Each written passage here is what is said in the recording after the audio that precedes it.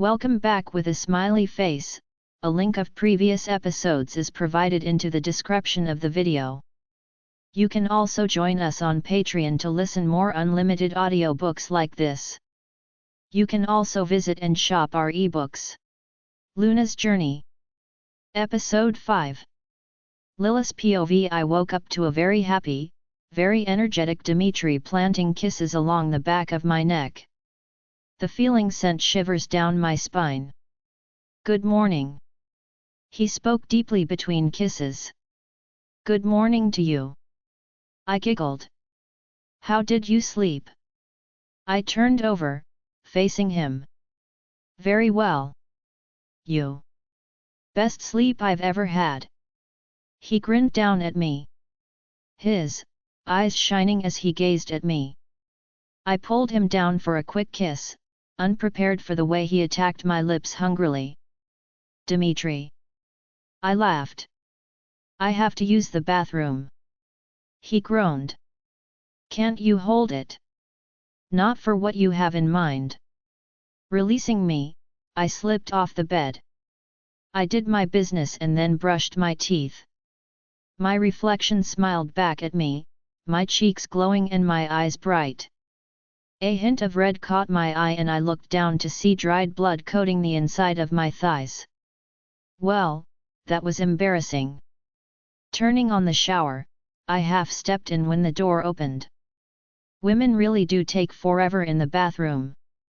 He said. I have to wash myself. After last night. I blushed. His face dropped, and it took me a second to hear what he'd heard in my words. Not because of you. I pointed to the blood. Oh. Right, sorry. I forgot that happens with virgins. He smirked. Stepping under the water, I reach for my body wash. I'm thinking the sheets need to be replaced. Probably.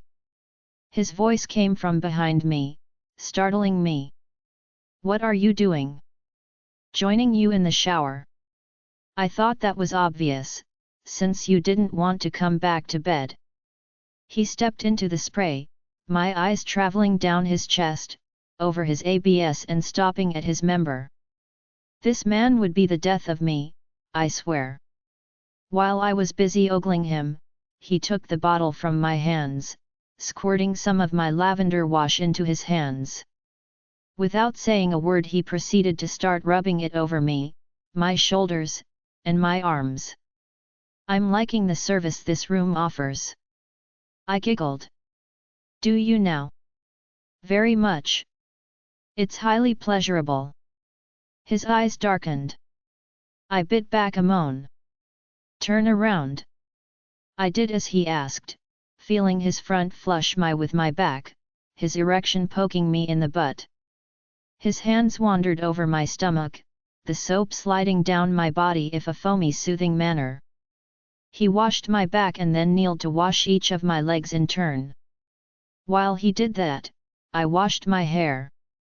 I peeked down at him while I rinsed, raw need written all over his face. That look alone had I turned on, the scent of my arousal wafting over us. First, however, I wanted to return his favor. Grabbing the bottle of men's wash, I applied a generous amount to my hands, lathering it up. It smelled really good, like pine. Dimitri stood, allowing me to run my hands all over his body. His natural scent mixed with that of the soap and it was intoxicating. He washed his while I worked, groaning when I stroked his member.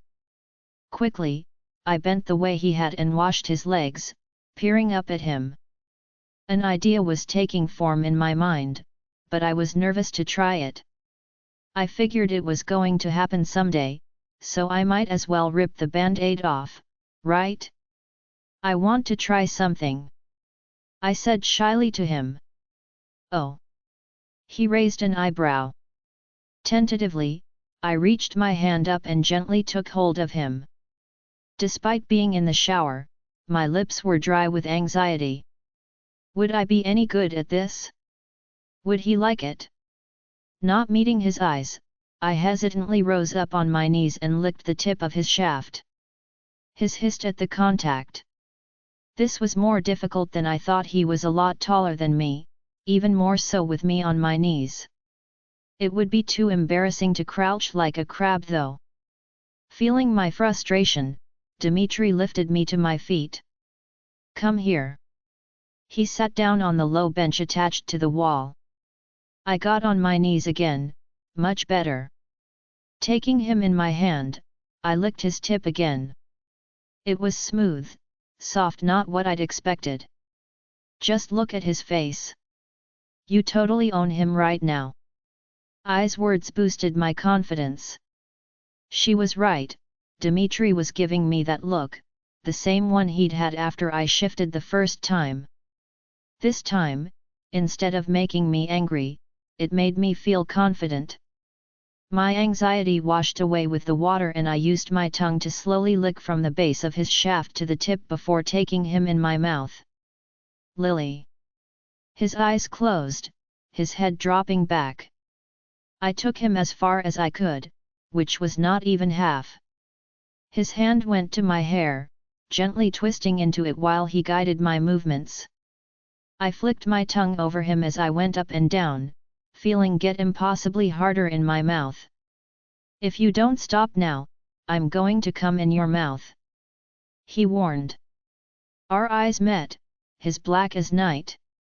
I continued to bob up and down on him, wanting to experience it. I wanted to taste him, he'd tasted me, it was only fair. I started to stroke him as I went, a growl erupting throughout the room. 2 seconds later, I felt his DK twitch and unload in my mouth. It was salty, with a hint of sweetness. I swallowed everything, proudly.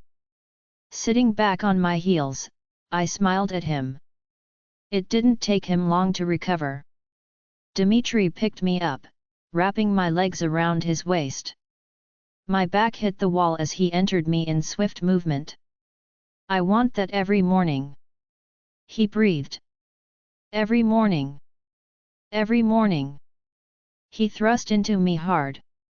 No promises. I gasped. Dimitri kissed me, long and hard, continuing to slam into me. It wasn't long before I was a moaning, incoherent mess. He grunted. Ben wants us downstairs to meet. He can wait. Hips meeting mine again and again, I felt my insides clench. My world exploded as I came undone around him, gasping his name at the same time he growled out mine. He finished closely behind me, both of breathing hard. I kissed him passionately, over the moon and feeling a little giddy. That was the dirtiest shower I've ever had. I giggled and he smirked. Better get used to it, darling. Dimitri kissed my nose and set me on my feet. My legs were a little wobbly but I didn't mind. I washed one more time before grabbing a towel and stepping out. So, Ben wants to see us? I asked as I wrapped my hair. To meet the witch he brought back, yes. Give me 5 minutes to get ready, I said as I headed into the closet. Pulling out some clothes, I dressed quickly and brushed my hair. I threw it into a bun and met him in the room. He looked at his watch. That was exactly 5 minutes. So. You might be the only girl I've ever met that says she'll be ready in 5 minutes and is actually ready in 5 minutes. I laughed. I'm not really the dress-up, fancy everyday type. I know. That's one thing I like about you. I blinked. Was he about to say love? Come on. Everyone is gathered in my office. He took my hand and we left together. Did Dimitri love me? Did I love him? Looking up at his smiling face, feeling the way my heart melted, I thought maybe I might. Dimitri's POV together, Lily and I stepped into my office. Ben, Luke, and Thera were already there, along with a short blonde woman I assumed to be our witch. A little girl who looked just like her stood behind her, peering at me with a curious expression. Every pair of eyes except the two zeroed in our joined hands, then simultaneously went to Lily and I's new marks. The room was dead silent for a one heartbeat. Then Ash. My sister squealed and rushed us, enveloping us in a tight hug. My beta and gamma jumped slightly and the women and girl looked at her like she was crazy. Finally. I am so happy for you guys. Thanks Thera. Lily patted her back. Releasing us, Thera pointed a finger at me. You better have a redo on your wedding. Her Luna ceremony doesn't count. I want the chance to stand at the altar with my sister-in-law. I rubbed the back of neck. I'll think about it. What is going on? The witch whispered to Ben. I'll explain later. He told her. He then stepped around my sitter to give me a bro hug. Congrats man. I'm happy for you. Me too. Took long enough. Luke said from behind him. Can we get on with business please? I asked eagerly. I was unbelievably happy that I finally got to be with my mate, but my friends, and especially my sister, were known for being nosy. They would undoubtedly want details of what happened between us to lead us being together at last, but there were more pressing matters to be dealt with. And, there was a child in the room. I think that's a good idea. Lily said, squeezing my hand. Fine. Thera rolled her eyes. I sat down at my desk, pulling Lily with me. She perched on my lap, my arms going around her waist. Everyone gawked at us until I cleared my throat. Ben. Right. Everyone, this is Clara Whitethorn, and her daughter, Isabel. Clara, Isabel, this is our Alpha Dimitri, his Luna and mate, Lily, and our Gamma Luke. Ahem. And that's Dimitri's sister, Thera. Though I'm not sure why she's even here. Shouldn't you be at work? He asked her. Thera shrugged. I'm allowed to take days off. And I'm part of the Alpha family, I have a right to be here too. Whatever. Now Ben rolled his eyes. He seemed to be on edge. I ignored them, turning to Clara. Welcome to Blood Moon. Thank you for agreeing to come. I didn't have much choice. She scowled at Ben, who paled. I looked between them, confusion gnawing at me. What do you mean by that? I asked. She glanced down at her daughter, pressing her lips together. Isabel, wasn't it? Lily untangled herself from me, going to kneel in front of the girl. I saw Clara tense. We have a terrific game room in the pack house. Would you like to see it? I don't, Clara began. Okay. Isabel exclaimed. She took Lily's hand as she stood up. I'll have some of Warrior's watch over here. Please, don't worry. Lily said gently to Clara. Finally, she relented. I'll be right back.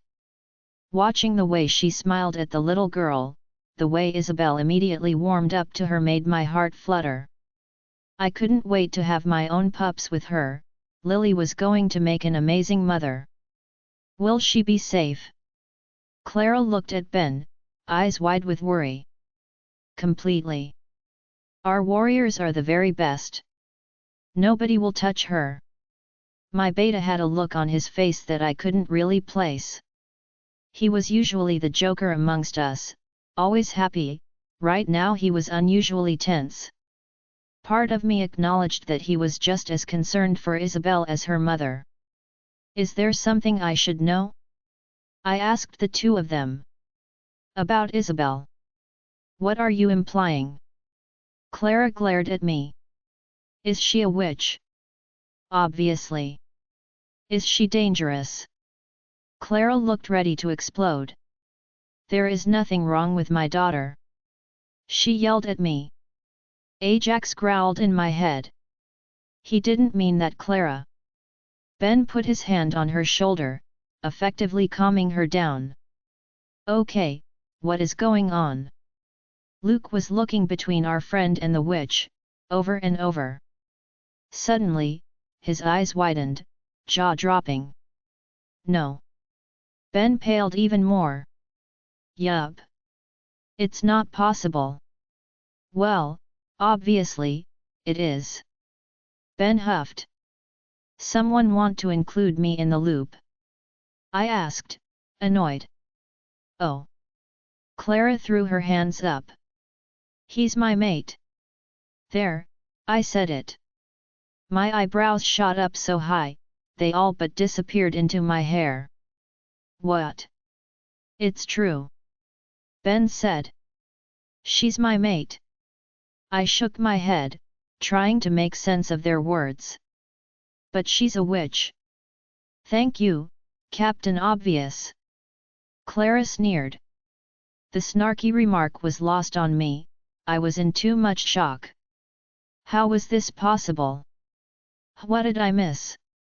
Lily came waltzing back into the room, stopping to take in our expressions and the tense atmosphere. What happened? Ben found his mate. Thera said quietly. I'd almost forgotten she was here. Really? Who is it? Lily looked excitedly at Ben, who was looking at Clara, who was looking at the wall angrily. Connecting the dots, my mate did what none of us expected.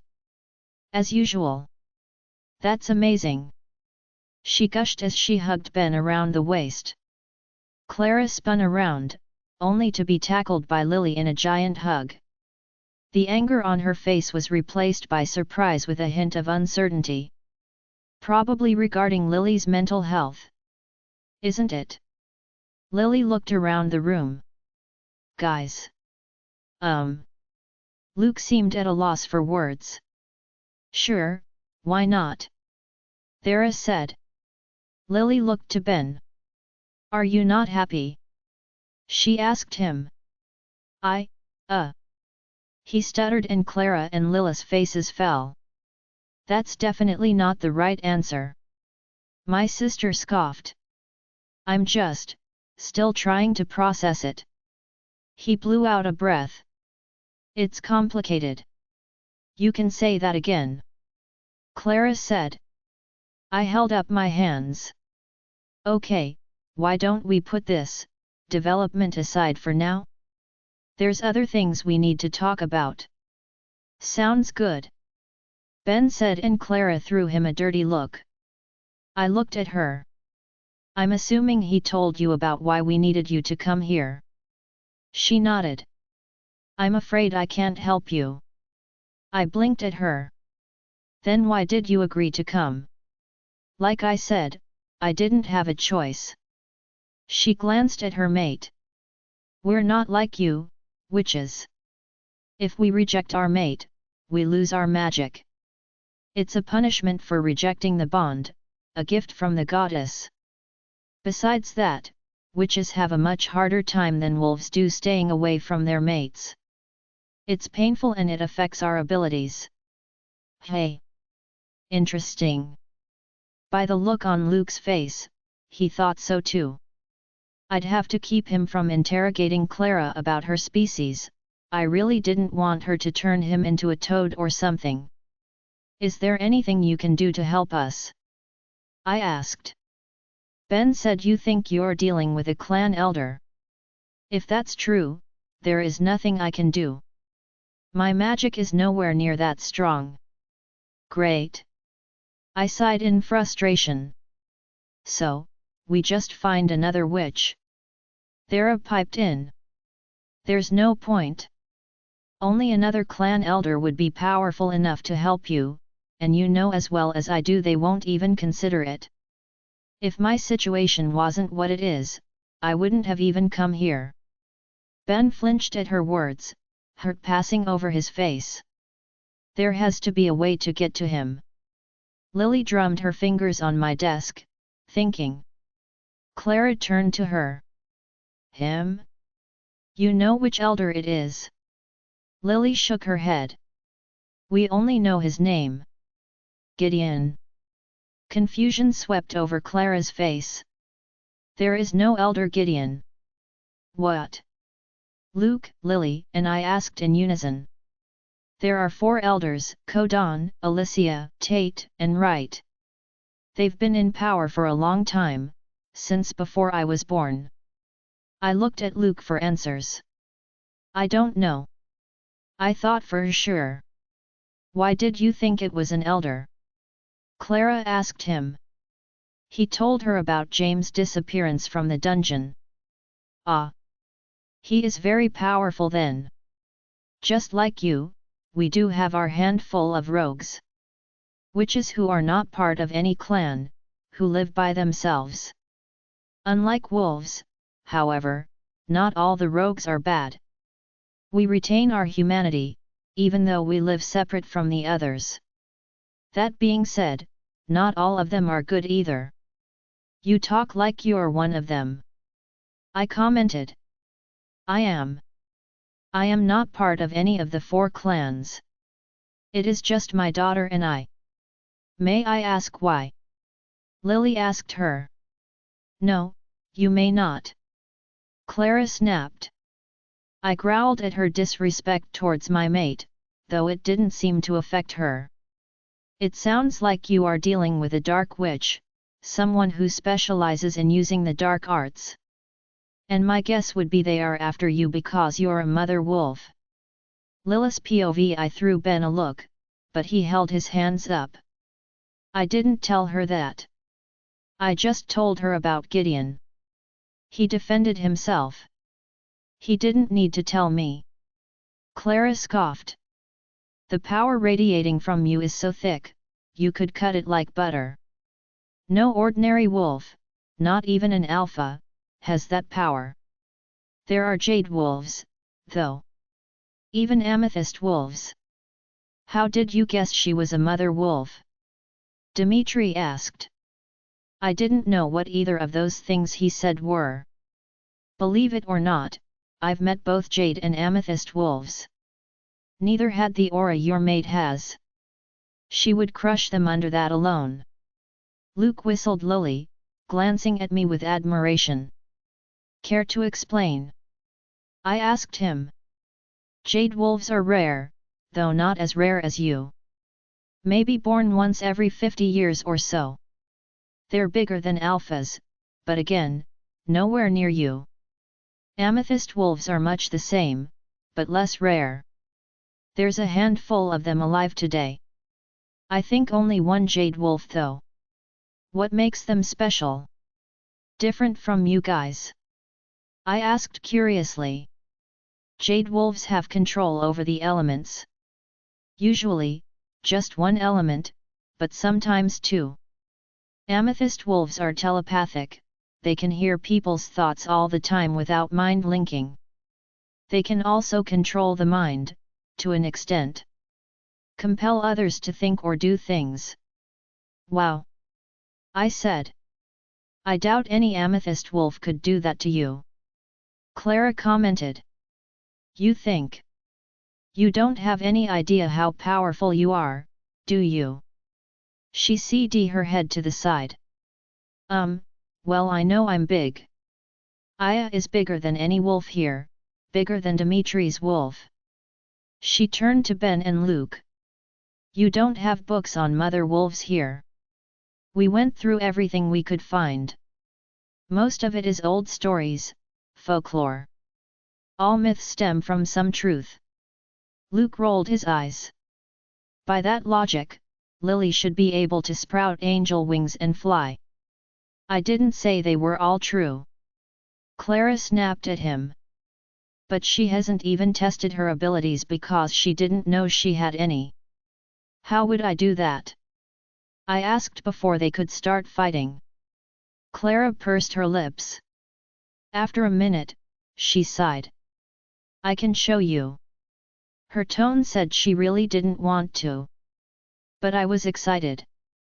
Maybe, if I could unlock whatever hidden powers I didn't know I had, I could use them to protect the pack against our threat. Protect my friends. My mate.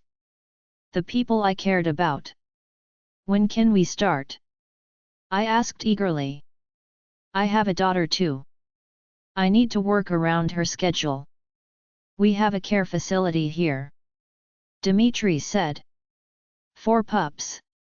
I'm sure your daughter would love it there.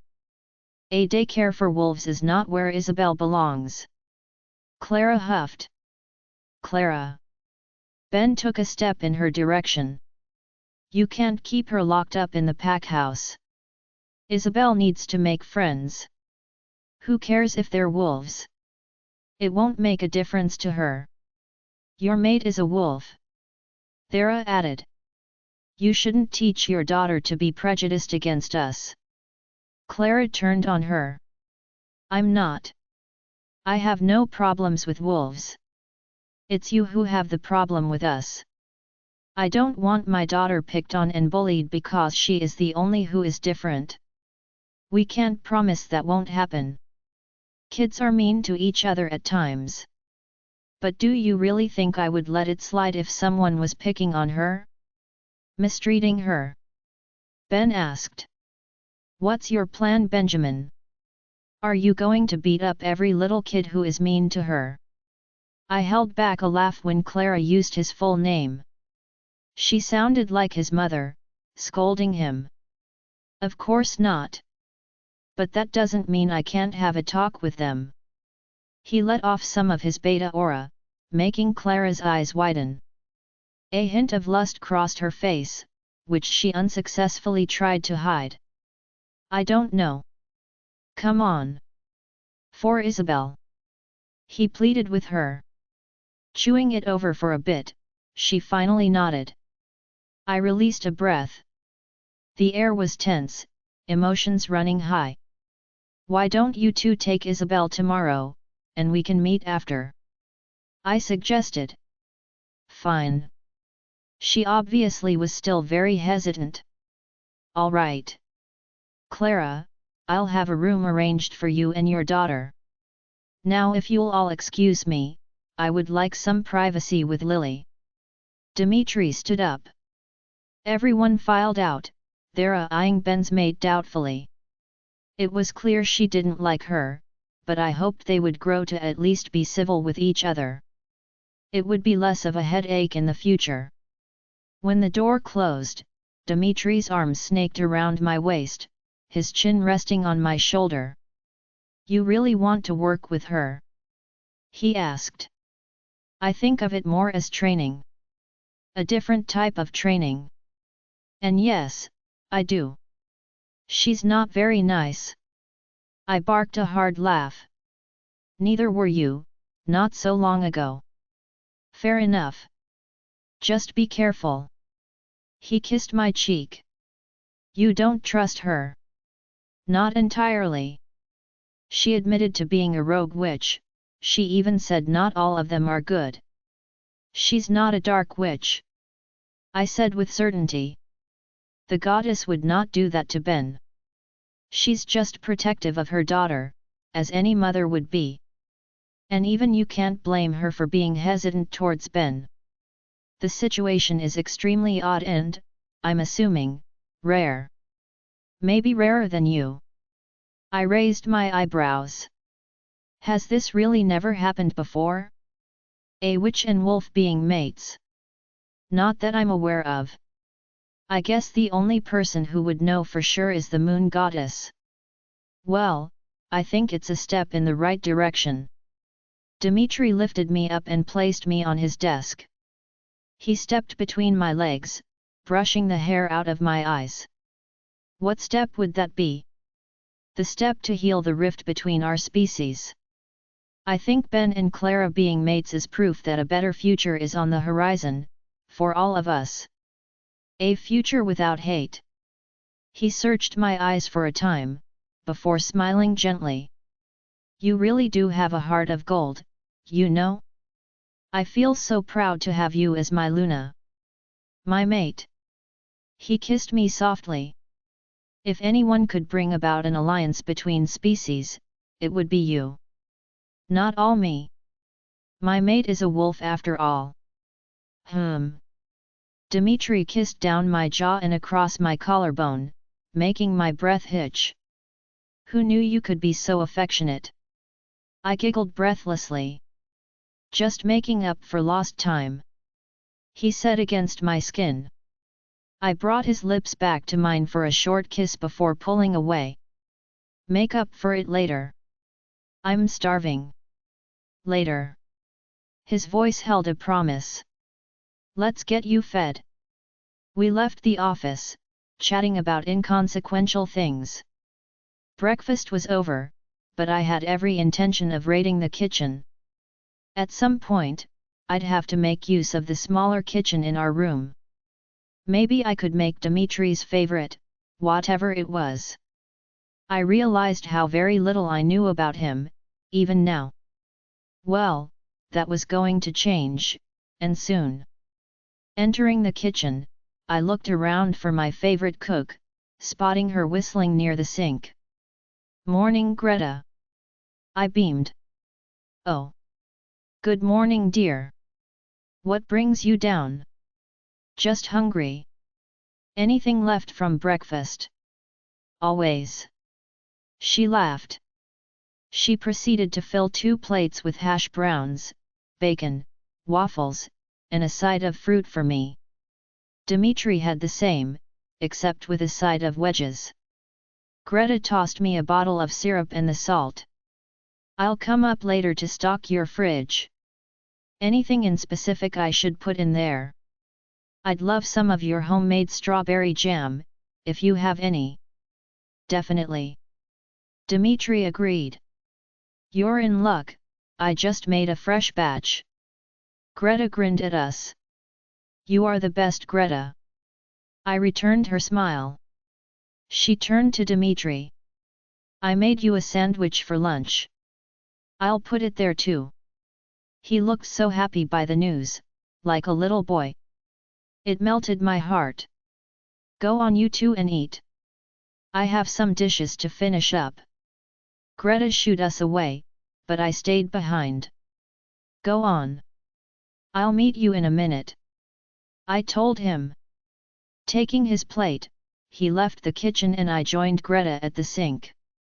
Need something else, dear? Yes, actually. I was hoping you could leave me a list of Dimitri's favorite foods. While you're stocking our kitchen. I'd love to make him something, surprise him. I would be happy to, of course. Thank you, Greta. I appreciate it. I said goodbye, meeting Dimitri in the empty cafeteria. It looked much bigger when it wasn't packed with pack members.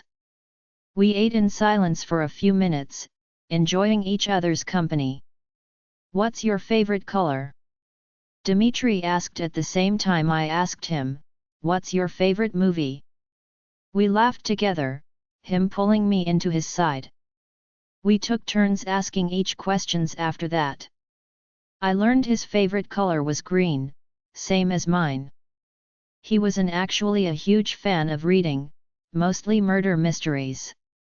I recommended some books for him to read, and his favorite movie was anything with Ryan Reynolds. His favorite sandwich was a turkey bacon club with potato salad on the side. We finished eating, Dimitri going back to his office to do some work.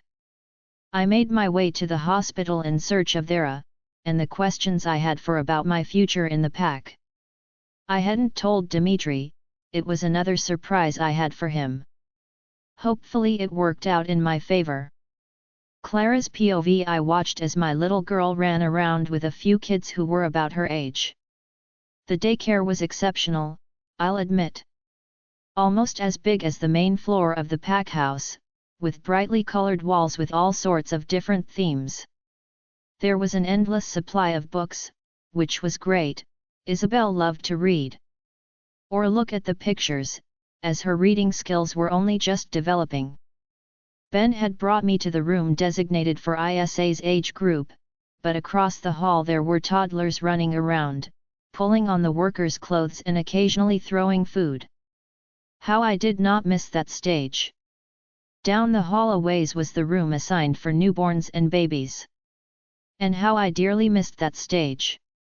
Now my little smuggler was her own person, with her own thoughts and feelings and limitations. I missed being the person she relied on for everything, but at the same time, I was so proud of her every day, as she learned new things and grew. Still, I wished I could just make it stop, and keep her as my little girl forever. And then there were days, after tantrums and tears, after fights to put shoes on, wrestling to get her clothes on and for her to keep them on, I prayed she was old enough to live on her own soon. Being a mother was a terrible mess of emotions that no book or pamphlet had prepared me for. I wouldn't change it for anything in the world. So, needless to say that it was very, very, very hard to watch Isabel walk away from me into a group of werewolf pups, who may or may not treat her as an equal. Your daughter will be very safe here, and she will have lots of fun. She is in the best of hands. The woman, Sarah I think her name was smiling at me in I guess what was supposed to be a reassuring manner. She looked friendly enough, an open face that had fine lines around her eyes and mouth. I put her at around 50 years old, but with wolves, who knew? She could have been 90. Regardless, the sincerity in her light blue eyes calmed me some. And Ben? I mean, the beta, he explained our situation. I asked her. She nodded. He did. And you need not worry about it. I would not care if your daughter was a dragon, I would treat her the same as I would any pup here. And I will make sure that the children do too. I let out a breath. Thank you. I do need to ask though, as Beta Ben didn't know. Has Isabel ever been in a school-like setting? No. I was homeschooling for the last year or so. I paused. Is that okay? It is. I will just have to get her acclimated one step at a time. But I am confident she will learn it all in no time. Sarah beamed towards my daughter, playing with blocks on the ground with a little brunette. She seems to draw people to her. Amara is usually so quiet, a shy girl. I'm so happy to see her playing with someone else for a change. I smiled proudly. She is special. I said. That she is. I startled, turning to look at Ben beside me. I hadn't even noticed he was here. He wasn't looking at me though, he was gazing at my daughter with a mixture of awe and pride. Exactly what I was feeling inside. It made my heartbeat stutter. What are you doing here? I meant to be stern, and failed miserably. When his piercing gaze finally met mine, I had to work to keep myself in check. This man had such an effect on me, it was insane. His wavy hair just begged for me to run my fingers through it. His eyes were the color of chocolate milk, warm and relaxing, but easy to get lost in. And I never thought I'd be the type to like facial hair, but Ben pulled it off very well. Standing next to him, I felt like a midget, but I also felt safe, protected. Ben was not helping me to stay resilient towards him. Stupid hormones. I'm taking you to meet Lily. I didn't want you to get lost. Well, off you go then. I need to start today's sing-along shortly. Sarah said to us. With one last look at my girl, I forced myself to walk out the door with Ben. The urge to run back to her was almost overwhelming. Hey! Having been so absorbed in my thoughts, I'd missed that Ben had stopped walking.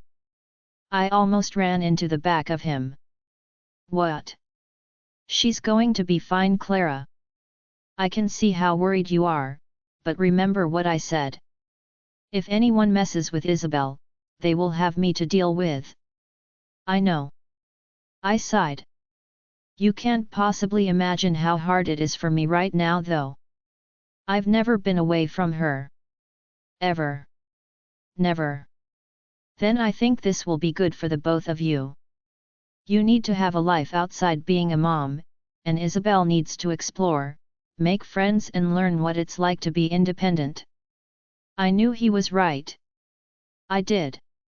My brain agreed with him, but my heart was telling me to go back and not let my child out of my sight. We started walking again, our arms occasionally brushing against each other. I felt tingles every time. I'd heard the bond wasn't as strong for witches as it was for wolves, but experiencing it now, I wasn't sure I agreed. When was the last time you went out? Ben asked me suddenly. Out? Yet? Like, to the movies or out for dinner or something? I don't know. Probably before Isabel was born. Okay. Wow. Why? I peered at him curiously. Was he nervous? Well, I was thinking, there's a great movie theater here. And we also have some pretty great restaurants, nothing too fancy though. There's also burger joints if you're into that. Oh my goddess. Ben. I interrupted his rambling. We can't. I shook my head. He sighed sadly. Then a look of something close to determination entered his eyes. I'm trying here, Clara. I know neither one of us expected this. But I don't want to spend all our time fighting, or avoiding each other. I'm not ready to be your mate, not the way you want. I don't know if I ever will be. I admitted.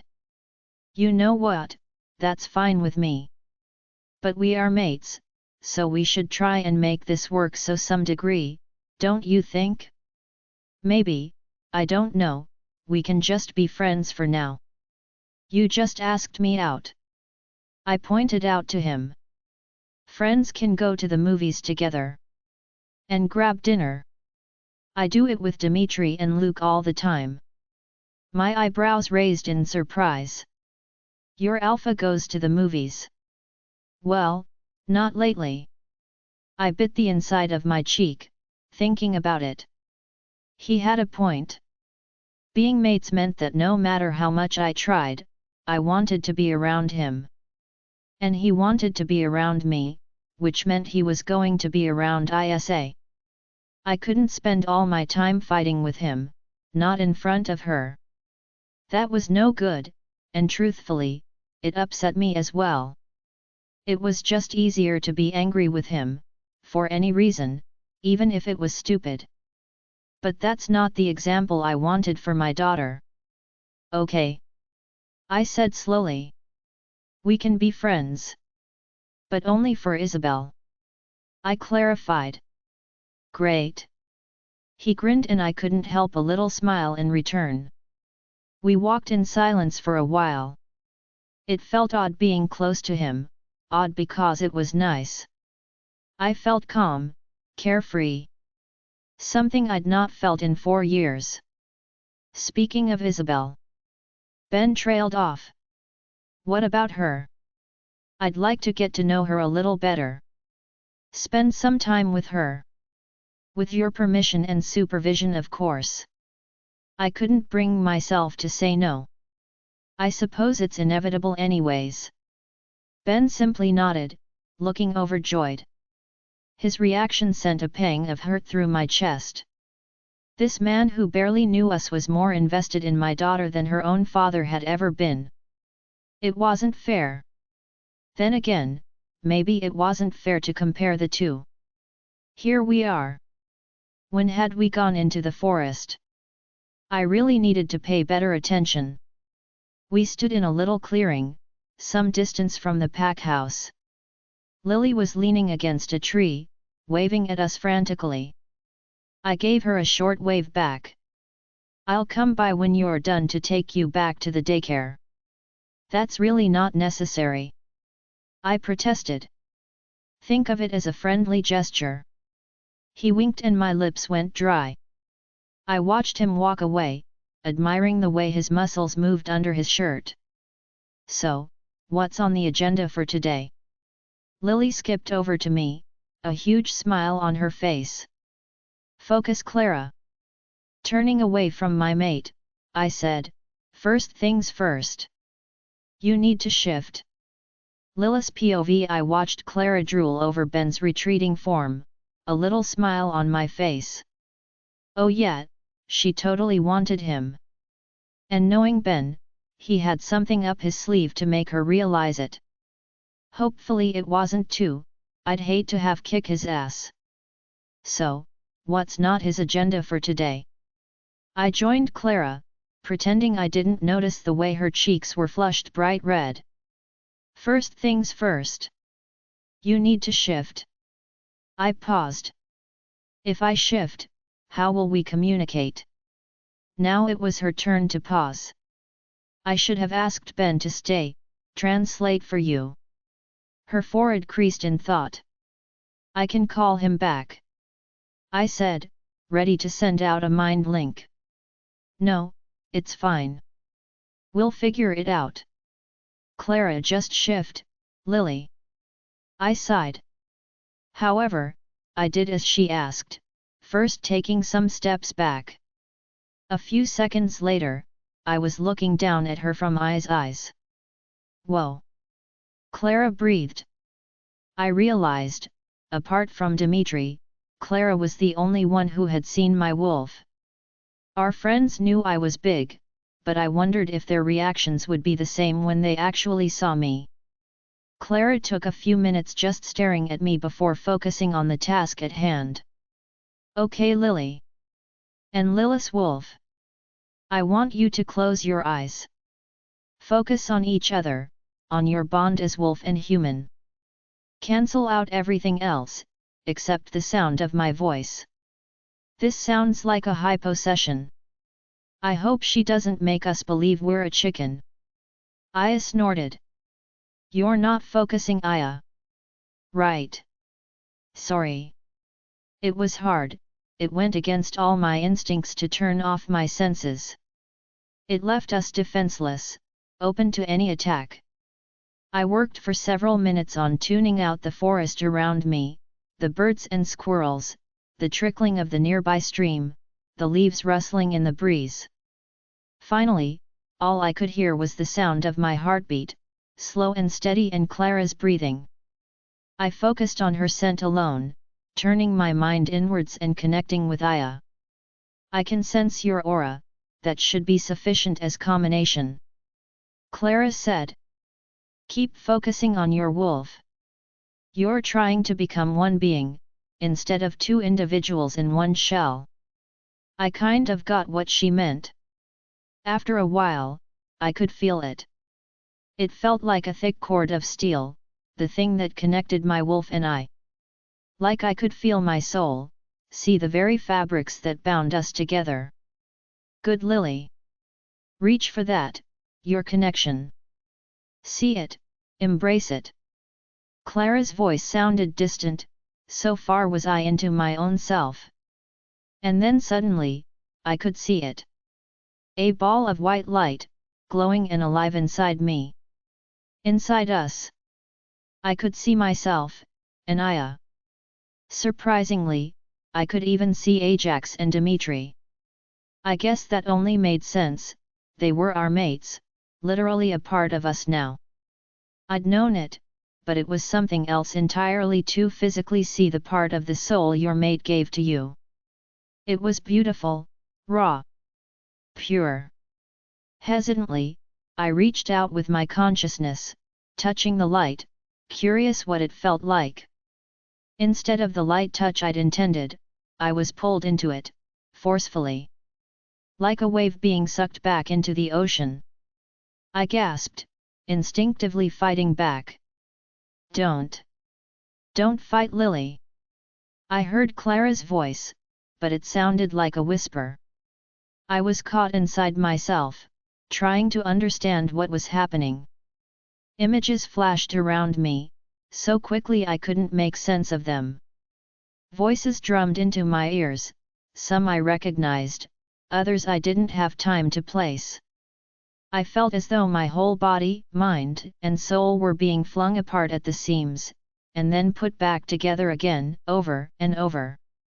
It was confusing, disorienting. But surprisingly, and thankfully, not painful. A force was trying to break free from me, but I didn't know where from. My mind? My body? Both? I couldn't focus on anything, while trying to hold onto to something sustainable. Something solid. Desperately, I reached for that force. It seemed to be the only thing not moving, only growing. I grabbed it, holding on for dear life. Still, it built and grew until it hit a wall, almost knocking me off. Let go, Lily. Celeste. Trust me. Let go. Now. The next few seconds I couldn't describe if I tried. There weren't words. The next thing I knew, I was looking at Clara's face hovering over me, my breathing rapid and erratic. Are you okay? I read the words on her lips. My ears felt like they'd been filled with cotton balls. I gasped. I couldn't push the air out of my lungs enough to form words. Worry creased over Clara's forehead as she looked down at me. Ripping off a piece from the bottom of her shirt, she waved her hand over it. The fabric twisted and pulsated until it fell to the ground in a heap. Quickly, Clara used the magic-built blanket to cover my naked body, helping me to sit up. My vision blurred as my head spun wildly. I leaned against her for support. Goddess Lily. I'm so sorry. I didn't think that would happen. Clara sounded as if she was close to tears, but her words confused me. What? I tried my voice again, only to be interrupted by the sound of thundering paws. Ajax burst into the clearing, his ears pressed against his skull and teeth bared. His eyes zeroed in on me, his tail twitching. When he looked at Clara, a vicious snarl erupted from him. I felt her flinch against me, frightened. What happened? Dimitri and Ajax yelled in my head at the same time. It was loud, much too loud. I winced. Clara didn't do anything. Don't be angry with her. I pled to them. At least I could mind link. Ajax trotted over to me, sniffing my hair, my face, my neck. He scanned every visible inch of me, snorting in relief when he saw I was unharmed. I thought you were dying, Lily. My heart, no, my soul. It was. I don't know. It didn't hurt, but I know. I'm sorry.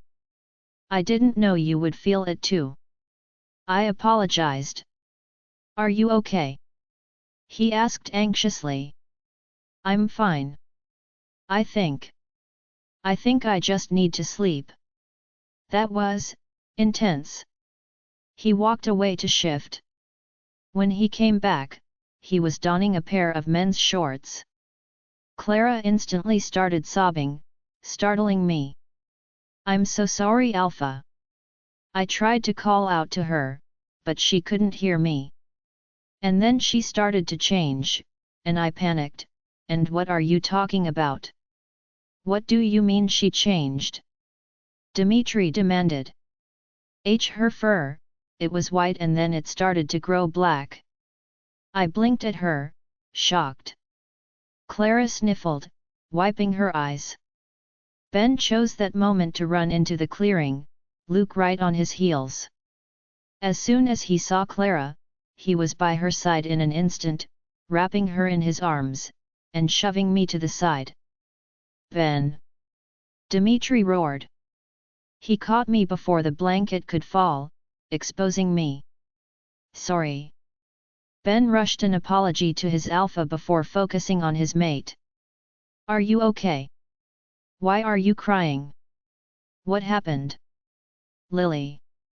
Clara mumbled. Did she hurt you? A growl tore through the clearing, louder than I'd ever heard before. Dimitri's eyes turned black as he glared at his beta. How dare you stop? I mind-linked Dimitri, but every head snapped in my direction, shock dominating their features. Did she just? How? What? Dimitri didn't say anything, simply staring at me with his mouth open. What? Lily, did you just mind link the whole pack? Dimitri gasped. Hey? No.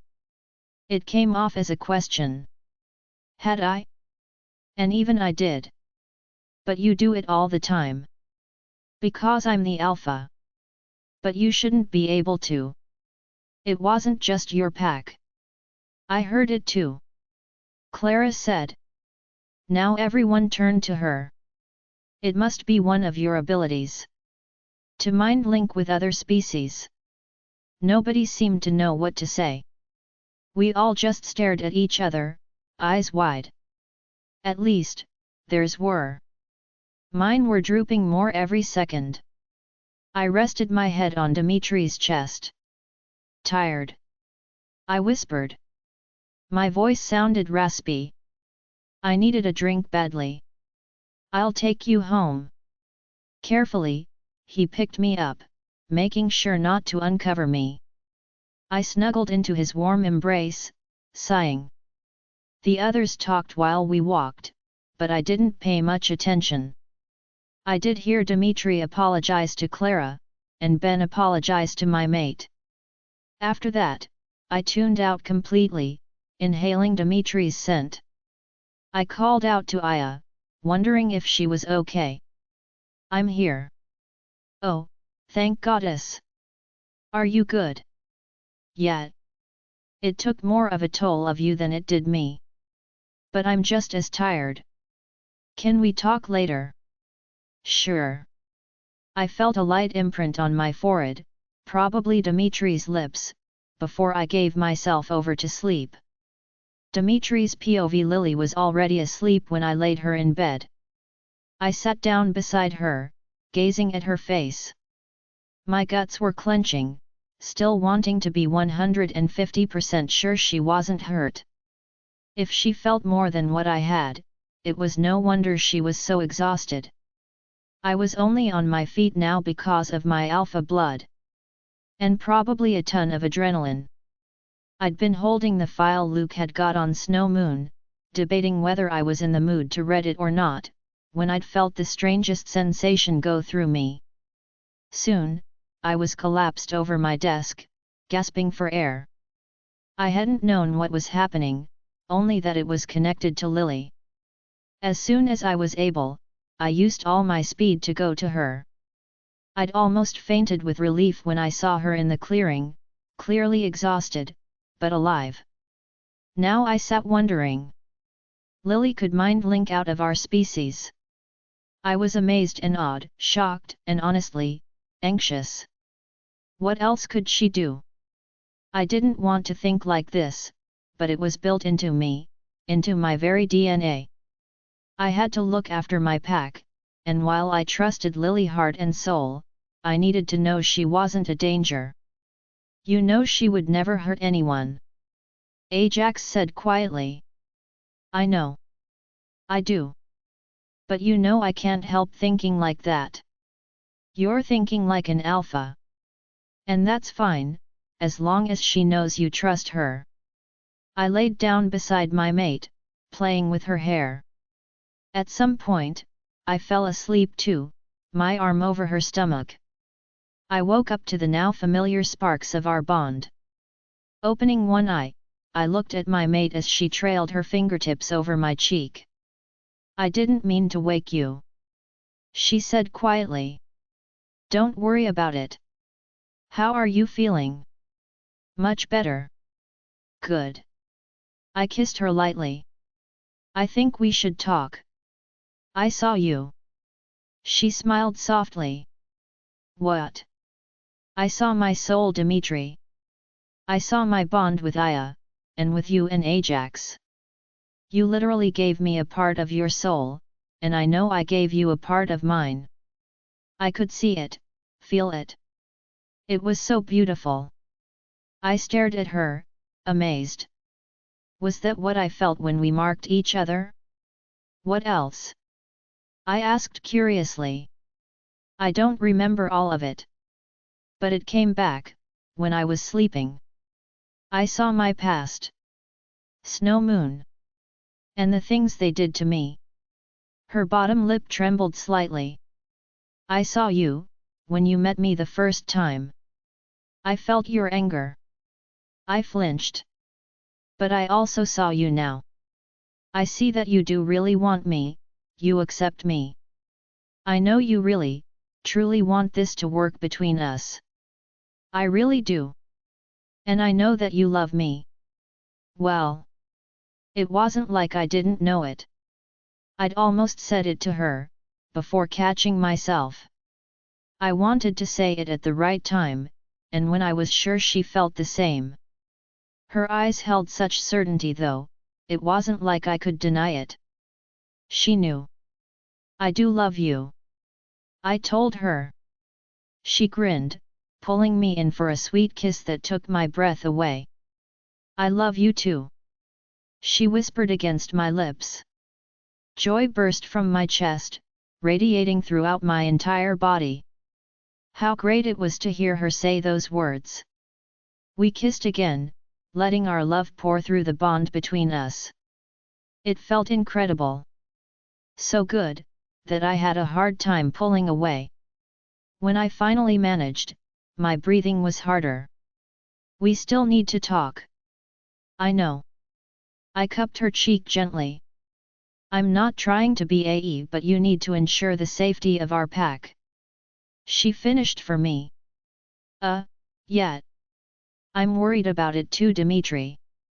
I don't know how to explain it. I just feel like there's more I can do, I just don't know what yet. And I totally get where you're coming from. As long as we can go through it together, with trust and honesty, I'm happy. We will. But Lily, she placed a finger on my lips, silencing me. If something happens, and I become. She paused, blowing out a breath. I'll leave. I won't put you or the pack in danger. I promise. I would never do that. But you have to promise me, that if that happens, you won't try and stop me.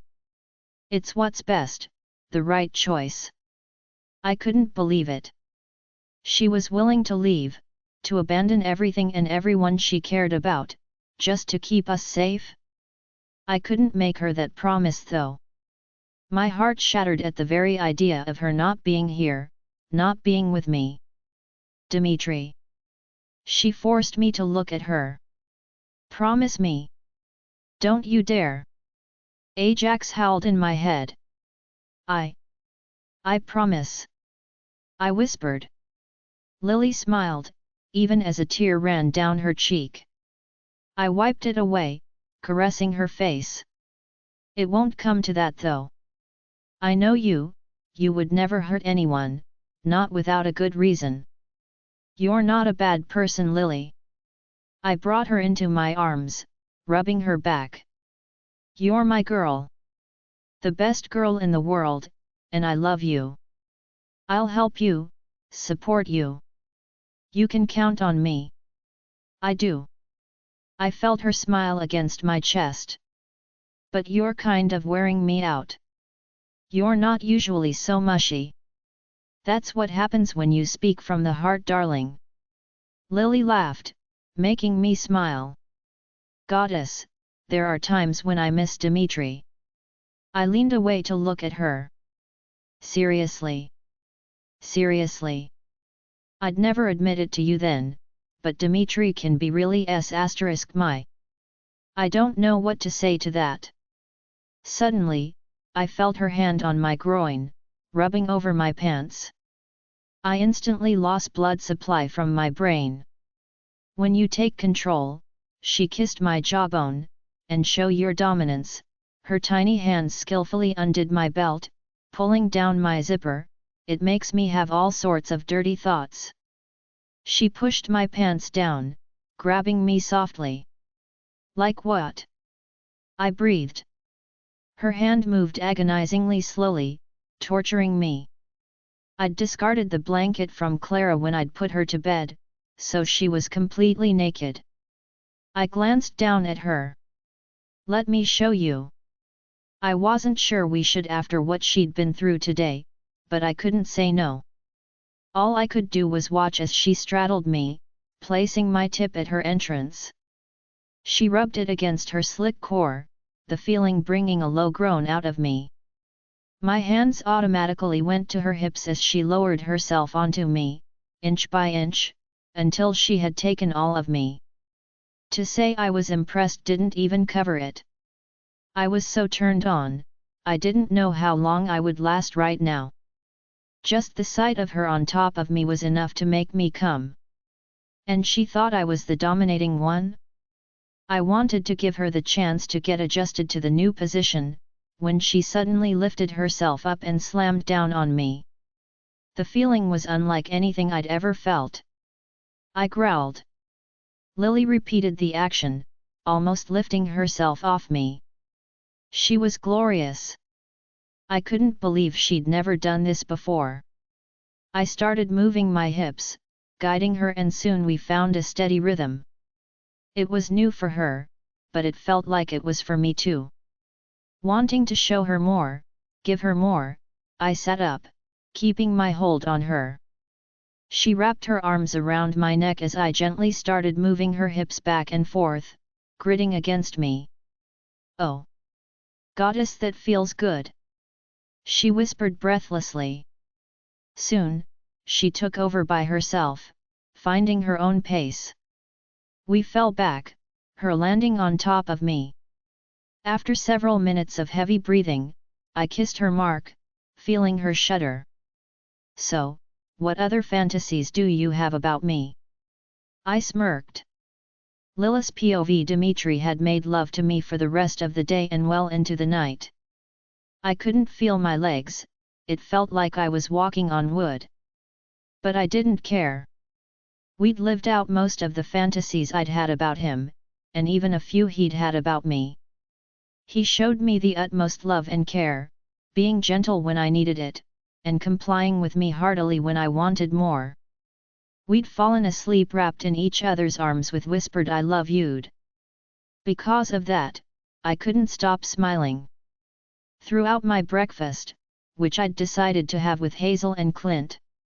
Throughout training with Dimitri and Carla, lunch, and now in Tyara's office.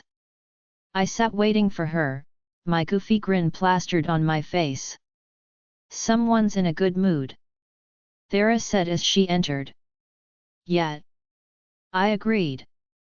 "Something happen? Other than gaining a super cool power, I mean." She smiled.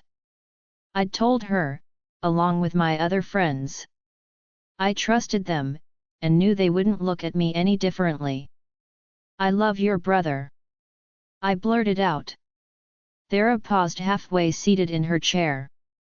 "Does my brother know that?" I nodded. "And guess what?" "What?"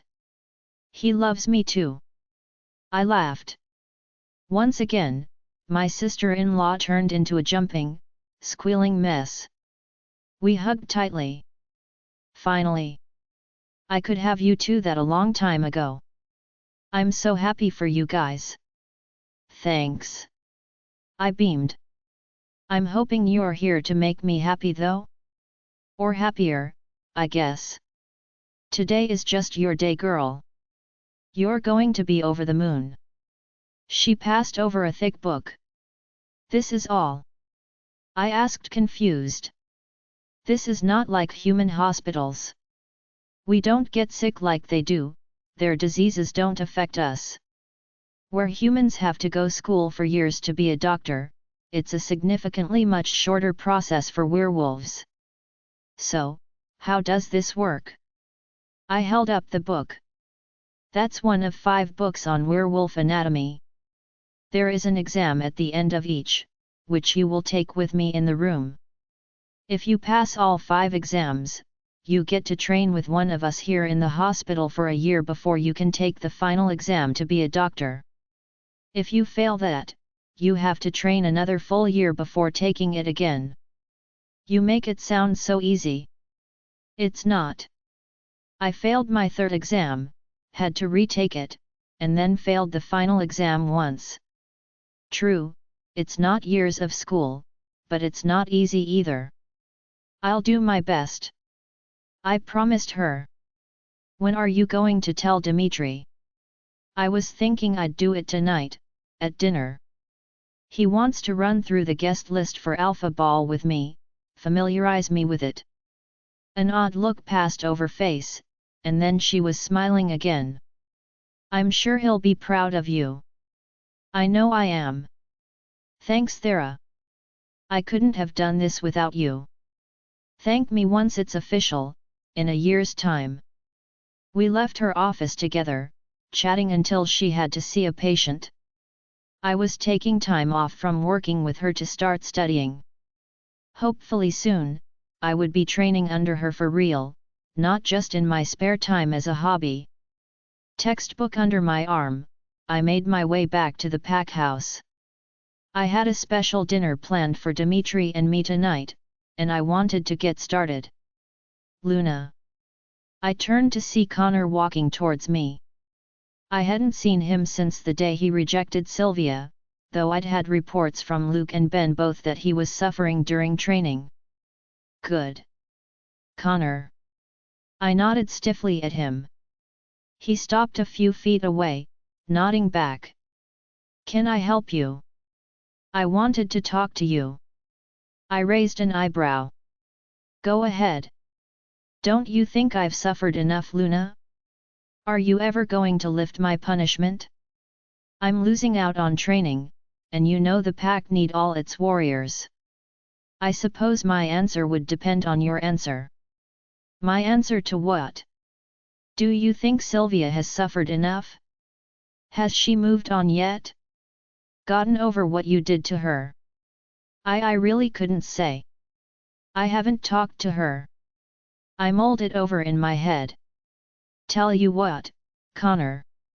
I'll offer you a proposition.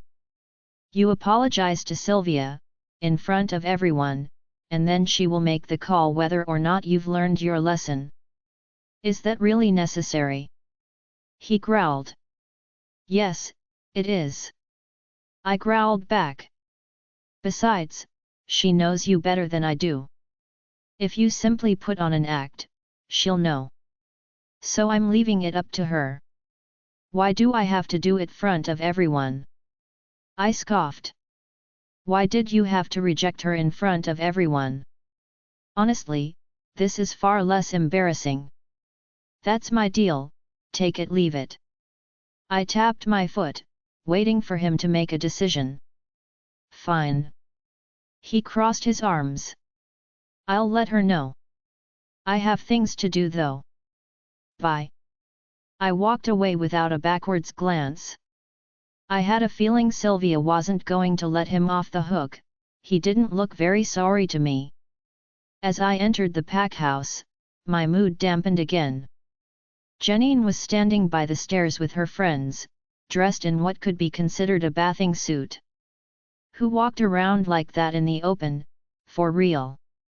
Did she have absolutely no shame? Without hesitation, I marched up to the three women, planting myself in front of them. Janine glared at me hatefully. Can I help you? She sneered. You could help a lot of us by putting more clothes on. I replied. Sorry, but you don't have the power to dictate how I dress. I wasn't trying to. It was merely a suggestion. What are you doing here? All three stared at me. Excuse me. What are you doing here, in the pack house? I clarified. I have as much right to be here as you. I shook my head. You may have, once. But you and Dimitri are no longer together. The pack house is for Omegas who work here, warriors and their mates, and the ranked wolves. You are none of the above. Yet, you continue to hang around. Her eyes flashed with coldness. However, it was her friend who answered. There are a lot of people who hang out in the pack house. Your friend Hazel, for example. Red Streaks said. Yeah, even before she found her mate. Red Hair added. Hazel worked in the gardens, in case you forgot. Aside from that, she was always here with an invitation extended by me. Judging by their faces, none of them knew that Hazel had worked at the pack house. I hadn't known it either for a while, until I joined her one day out of boredom. That being said, I'll ask again. What are you doing here? I'm here to see Dimitri. Janine answered coolly. I'm here to put in a complaint. I rolled my eyes. Then submit a form like everyone else. She scoffed. I'm not like everyone else. Dimitri always I'd had enough. Of her attitude, and the way she still thought she had a claim on my mate. Anger coursed through me when she said his name, like she had the right to. My Luna aura spread out around me, effectively cutting off her words. It was the first time I'd ever used it. First off, he is not Dimitri, at least not to you. He is your alpha, and you will address him as such. Second, if you think for 1 second that I, his mate, am going to let another woman dressed like this, I waved my hand at her body, commandeer my mate, you are out of your mind. Third, you are like everyone else, Janine. You are not a ranked wolf, nor do you work here. You have no mate either. Therefore, you have no business here. So leave. The last of my words were laced with command, something I'd only seen Dimitri do. The twins bowed their heads in submission, but Janine just glared at me. I could tell she was fighting the urge to submit to me. Truthfully, I didn't care if she did or not, I just wanted her gone. Roughly hitting my shoulder with hers, she stormed past me, her friends following quickly. Janine slammed the front door harshly, the sound bouncing off the walls. It was then that I scented him. Looking up the stairs, my mate was gazing down at me, shock and amusement on his face. Hi. I said. Hi. He came down the steps, eyes locked with mine. It seems we've discovered another talent of yours. I didn't mean to. It just happened. Well, they deserved it anyways. He kissed my nose. I'm glad you finally discovered your Luna tone. It was quite a turn on to see. You mean that wasn't part of my abilities? Nope. Every Luna can do that, darling. Just like alphas can. Awesome. I grinned and Dimitri chuckled. Then his face clouded. However, it's not normal that Janine didn't submit to you like the other two. I've never seen that happen before. His forehead creased in confusion. I'm chalking it up to her incredibly stubborn and bow down to me attitude. Maybe you're right. He still looked concerned though. What's that? He changed the subject abruptly, eyeing the book in my hand. Quickly, I shoved it behind my back. It's a surprise. I squeaked. For later. Oh. I nodded. I'll tell you at dinner. 6:30, don't be late, okay? Wouldn't dream of it. He bent to give me a quick kiss. See you later, sweetheart. My cheeks flushed at the term of endearment. He'd changed so much in such a short time. Yet, he was still the same. I realized that it wasn't so much that he'd changed, this Dimitri was always inside of him, just buried. I just happened to be the one to bring him out. Just like I knew he was responsible for bringing me out my shell into the confident woman I was now. I watched him walk away, a content smile on my face. I took the stairs up to our room, unaware of someone far worse than Janine plotting against us. Lilith's POV: I had just finished setting the table when Dimitri walked in. His head lifted, sniffing the air. It smells amazing in here. Thank you. I smiled. I'd spent the rest of the day preparing our dinner.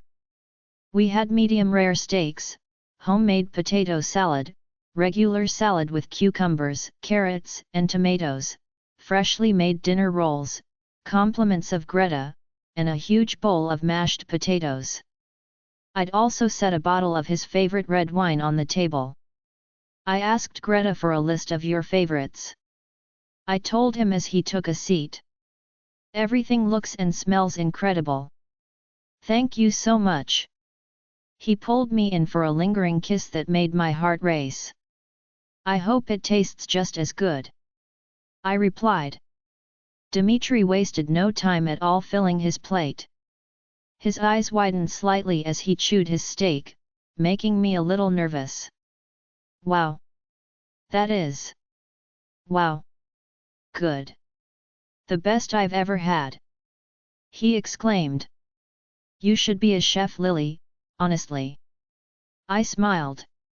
I had thought about it, but after spending my life cooking for Snow Moon, with much less gratitude than he was giving me now, a career in cooking just didn't excite me. I felt much happier working with Dara. How was your day? I asked him. All right. Alpha Killian of Harvest Moon requested to come here sometime in the following weeks. He wants to set up a trade deal with us that I'm still considering. What sort of deal? I asked curiously. Dimitri took a bite of the potato salad, moaning loudly. Did you make this? Yes. Don't tell Greta I said this, but this is better than hers. I laughed. My lips are sealed. He took a sip of wine, returning to our original conversation. Blood Moon trades with various pacts. Killian wants to negotiate the expansion of his pack, but that would place them right on our borders.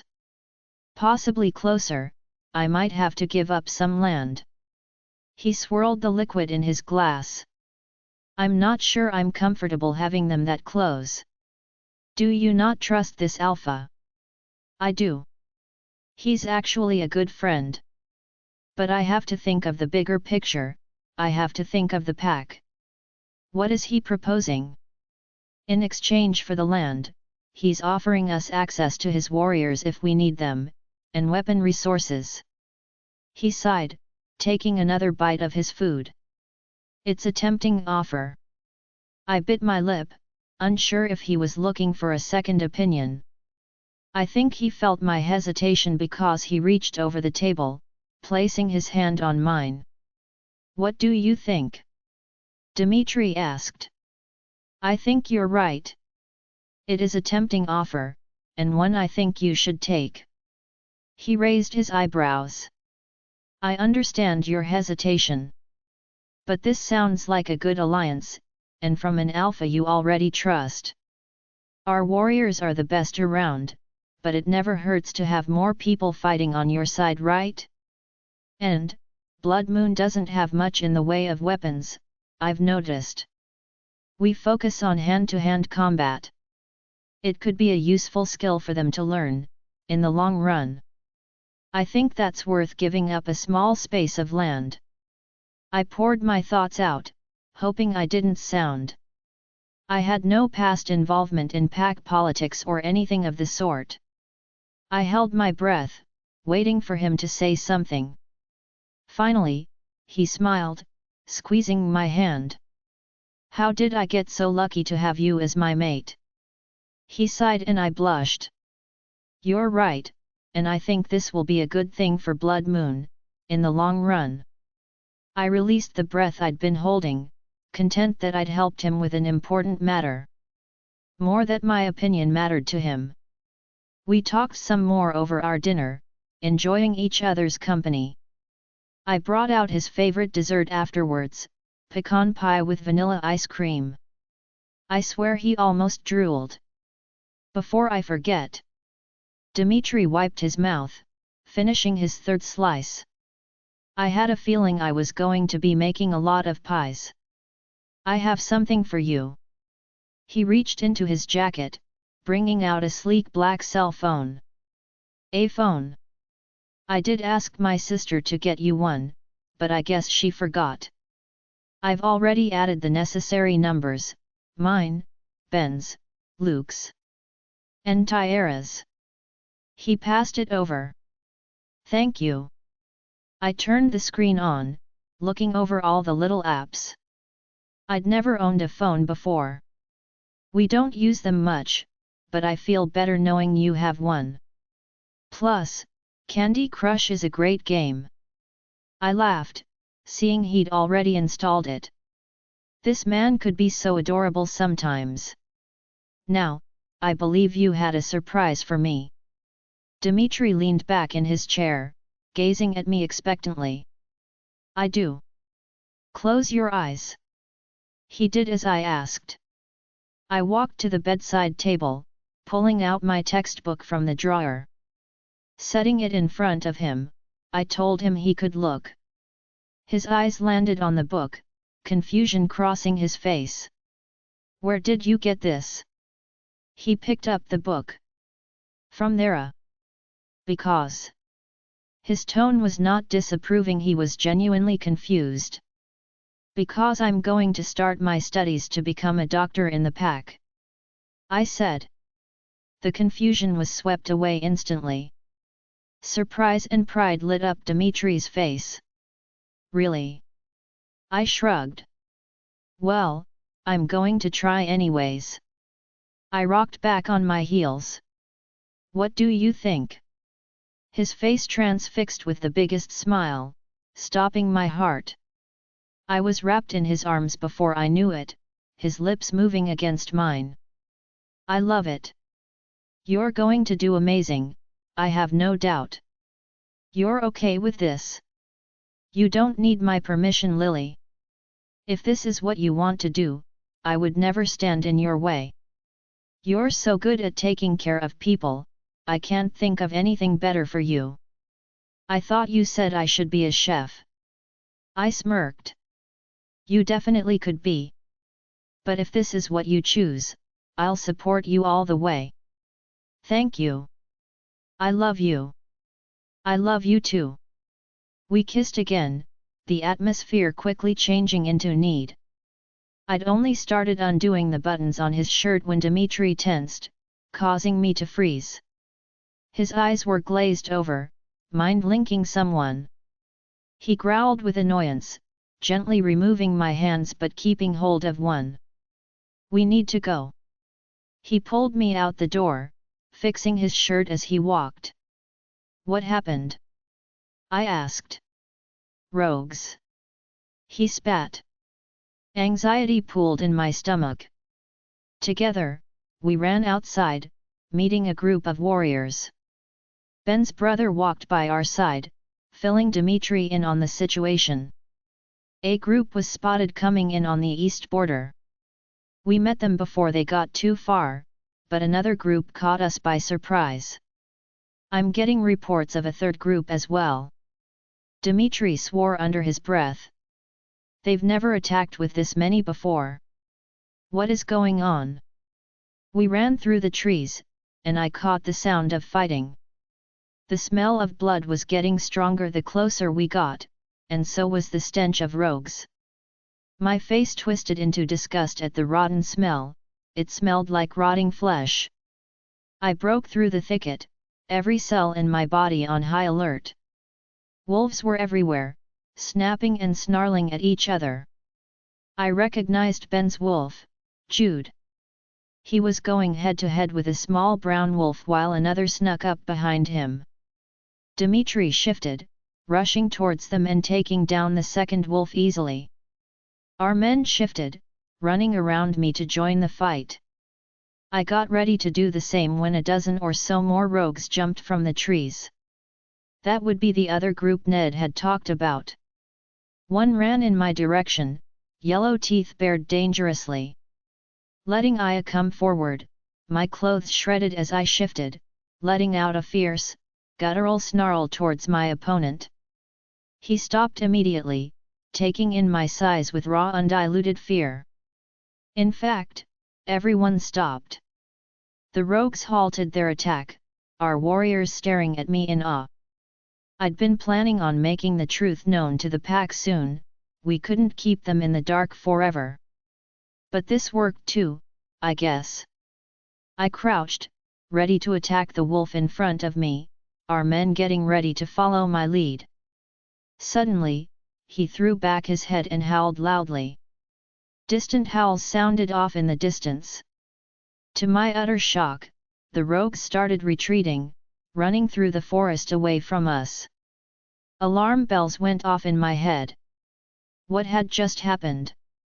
Don't let them leave. Dimitri commanded the group.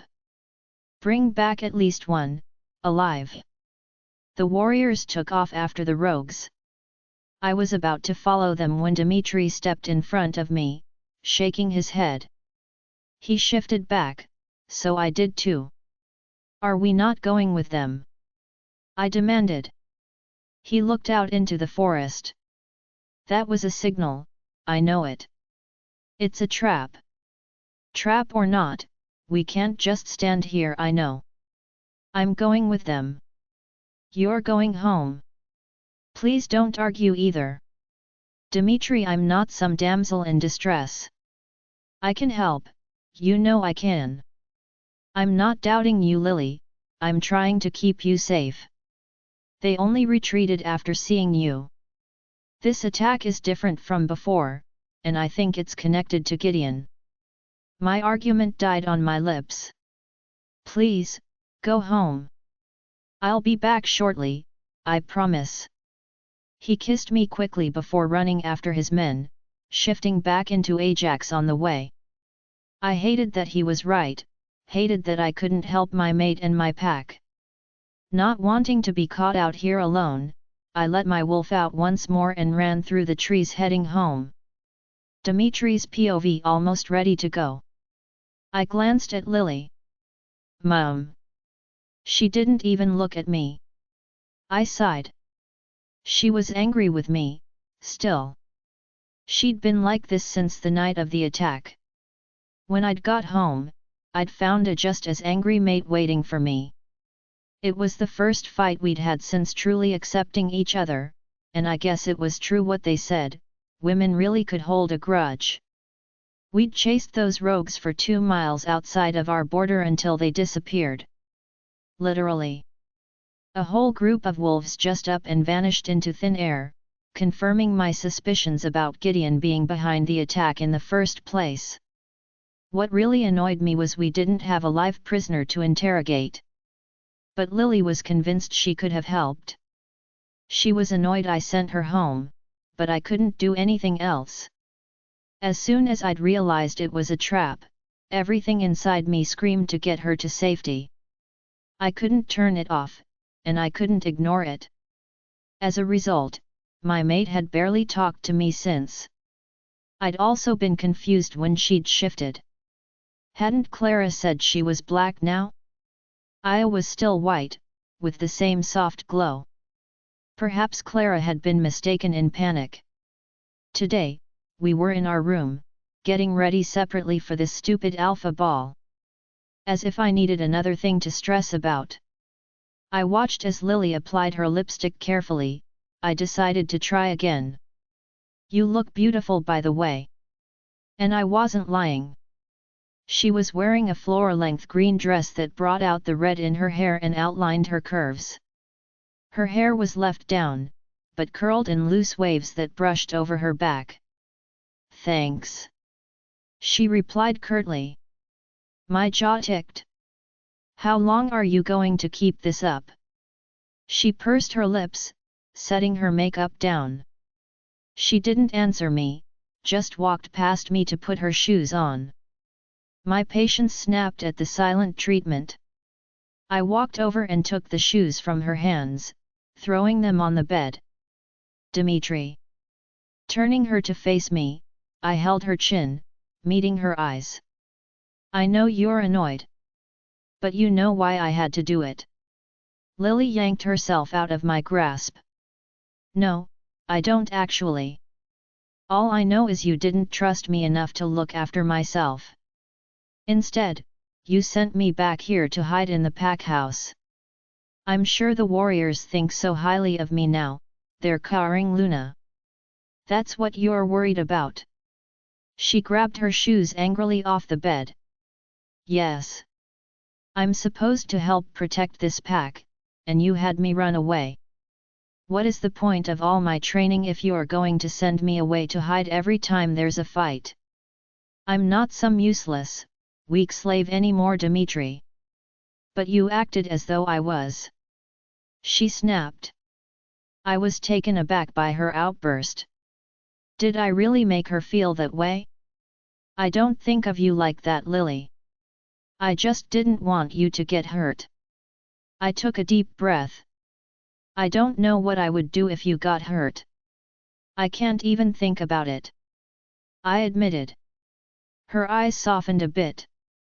You don't think I feel the same way? Do you know how hard it was to watch you leave without me? I worried just as much about you. But I also know how capable you are, so I trusted you to come back. You didn't even give me the chance. She's right. I hate it, but it's the truth.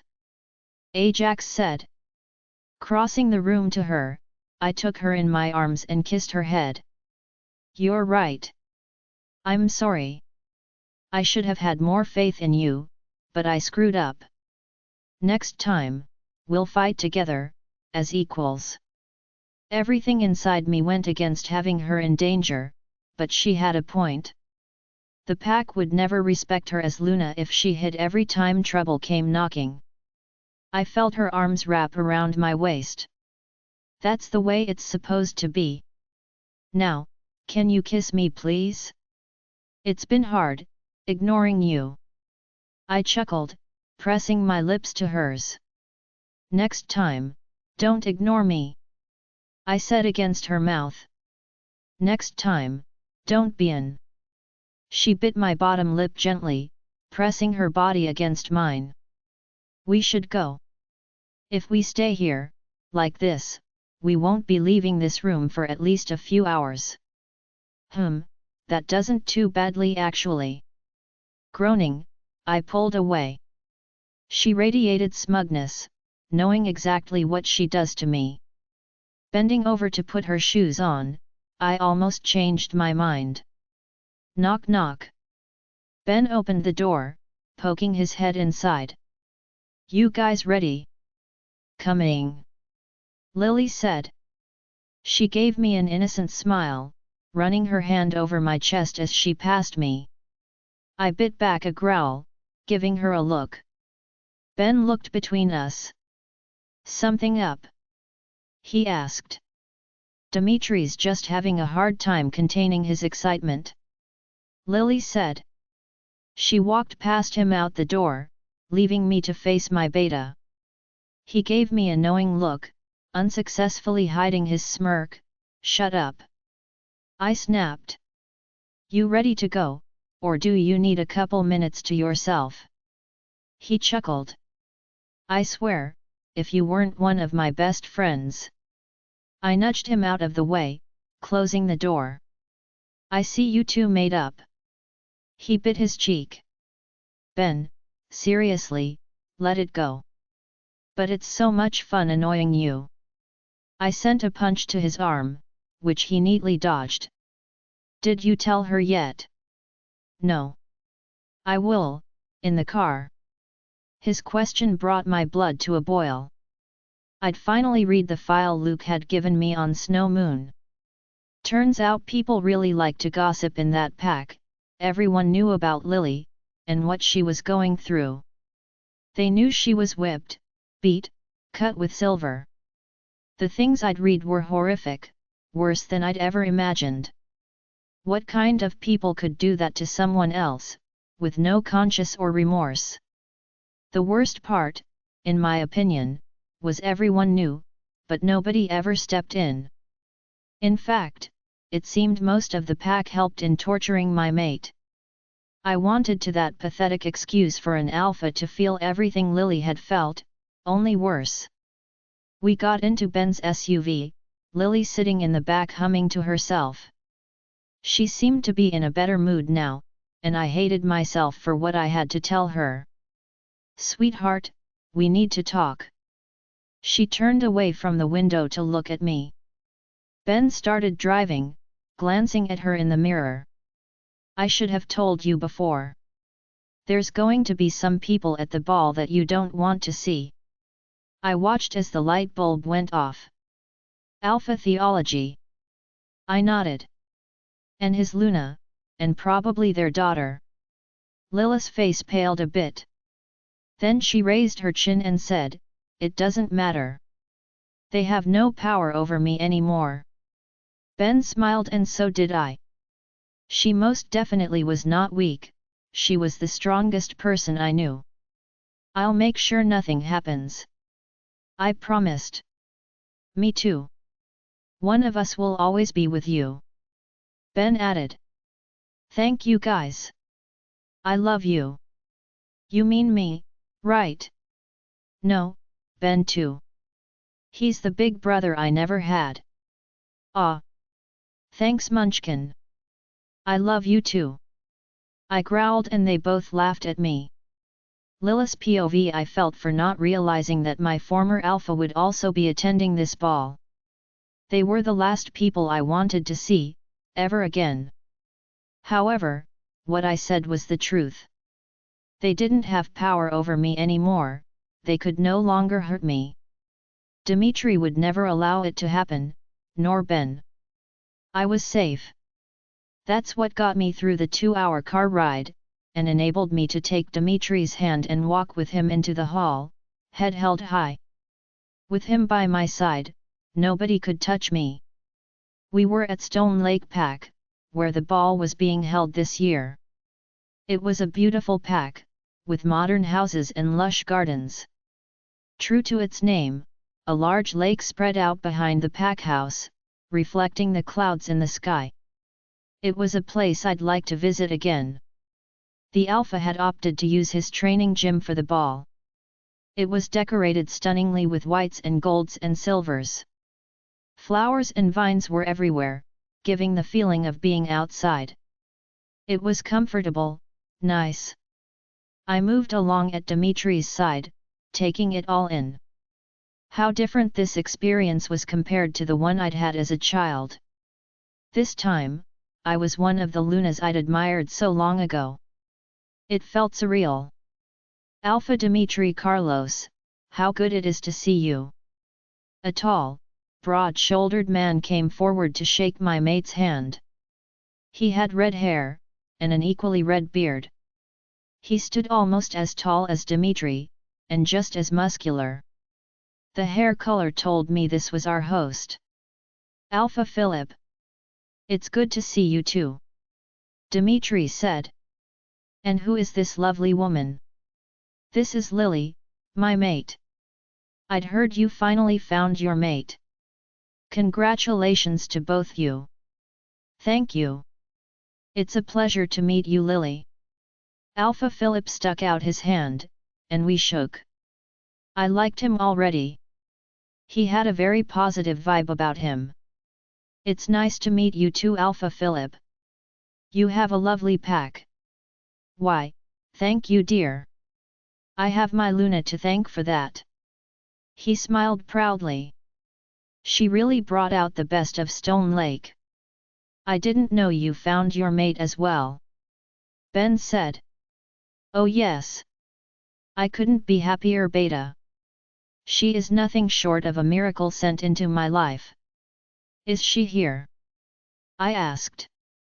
She sounded like someone I could get along with, and Alpha Philip was clearly over the moon for her. "Ah, here she is.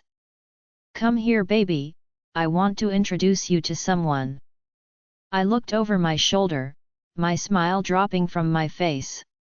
She was wearing a gorgeous pink dress that sparkled under the lights. Her blonde hair was tightly secured on her head, and a gold chain with a blue gemstone hung on her neck. When our eyes met, she froze, mouth gaping open. "Lily!" she gasped. "Evelyn!" Lila's POV. Alpha Philip looked between the two of us, clearly trying to understand the situation. "You two know each other?" he asked. My mouth pinched into a thin line. So, she hadn't told him then.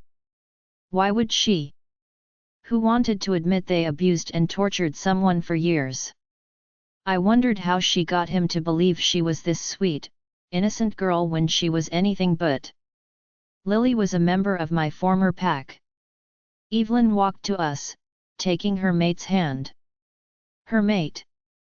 How was someone like her mated to someone like him? He seemed so nice and she was. Her. Oh, that's nice. I gave him a tight smile, trying to keep my emotions under control. I should circulate, greet some more people. I'll leave you two to catch up. I'll go with you. Evelyn offered quickly. No, dear, it's fine. You stay here, talk to your friend. Friend? He moved away, leaving us alone. Dimitri squeezed my hand, but I couldn't focus on him. I stared at Evelyn, who seemed to be having a hard time meeting my eyes. Eventually, I found my voice. So, you're mated to an alpha. Your parents must be so happy. My tone was harsher than I intended. She shrugged. Yeah, they are. Great. Evelyn looked around the room, everywhere but me. It was starting to annoy me off. She could beat me, made my life a living for years, and now she couldn't look at me? The place looks beautiful, I said. I'm a little surprised though. I would have thought you'd gone darker, to match your soul. She flinched at my words, finally looking directly at me. I couldn't contain my hatred, letting it show on my face. Can we talk? Privately. She whispered. No. Dimitri spoke up beside me. I meant all of us. I didn't think you'd let her come with me alone. She walked away. I looked at my mate and my friend. You don't have to. Dimitri told me. Might as well get it over with. She'll find a time to say whatever she wants to say anyways. We followed Evelyn outside, into one of the many gardens. The many different species of flowers made the place bright, colorful. Their scents mixed together beautifully, wafting around us. Evelyn stopped near a huge rose bush, turning to face me. I didn't know if you'd be here, but I'm glad you came. She said. I've been wanting to reach out to you for a while now. I crossed my arms. Why? To tell me you're a Luna now? I really don't care. She shook her head. Can you hear me out? Please. I really didn't want to. But I'd made the choice to follow her out here. Fine. This is harder than I thought. She laughed quietly. Running her hand over a rose, she blew out a breath. When we were little, when you first came to the snow moon, I tried to be your friend. Do you remember that? I blinked. Searching my memories, I thought I did. Hadn't she tried to play some board game with me? Kind of. I admitted. Do you remember what happened when my mom caught us? That, I did remember. I'd forgotten it was Evelyn though. Luna Esther had broken the game and screamed at me. I'd ended up with a broken wrist that day. Yes. I swallowed. What's your point? After Mom punished you, she punished me too. She told me to stay away from you, not to talk to you. She hated you for no reason, and I learned to too. I was told that every time you got punished, it was because you deserved it. I started to think like my parents. I found reasons to hurt you, to get you in trouble. I never knew why my parents hated you so much, but it was easier for me to let the blame fall on you for everything. If I stayed out late, or came home drunk, it didn't matter. They wouldn't do anything to me, they would take their anger out on you. She was bringing back painful memories, ones I didn't want to see. I'm well aware you used me as a scapegoat to do whatever you wanted, Evelyn. I snapped. And that was wrong. Hey? Did I hear her correctly? Ever since I met Philip she smiled to herself, I've gained a lot of perspective. About who I am, who I was. And who I want to be. I don't want to turn out like my parents. I don't want to live my life full of hate and anger. What I'm trying to say is, I'm sorry, Lily. For everything, everything I put you through. Everything Snow Moon put you through. I know, it doesn't even begin to make up for what I've done. But I needed you to know anyways. I'm trying to do better, be a better person. Never in a million years did I think Evelyn would say those words. I didn't think she was capable of apologizing, for anything.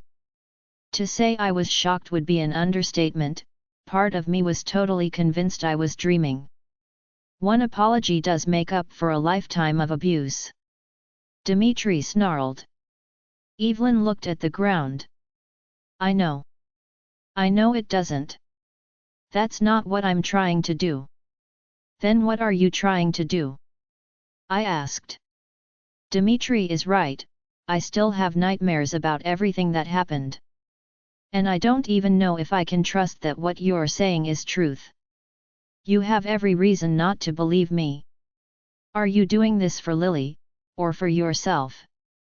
Because it kind of seems like you're trying to justify everything by apologizing now. Ben said. I'm doing it for Lily. I swear. But we really should get back, Philip will be wondering where I am. She patted my shoulder lightly as she passed, and I didn't even flinch at the contact. I didn't know what to think. Could she have changed that much? Could her mate have brought out the goodness in her?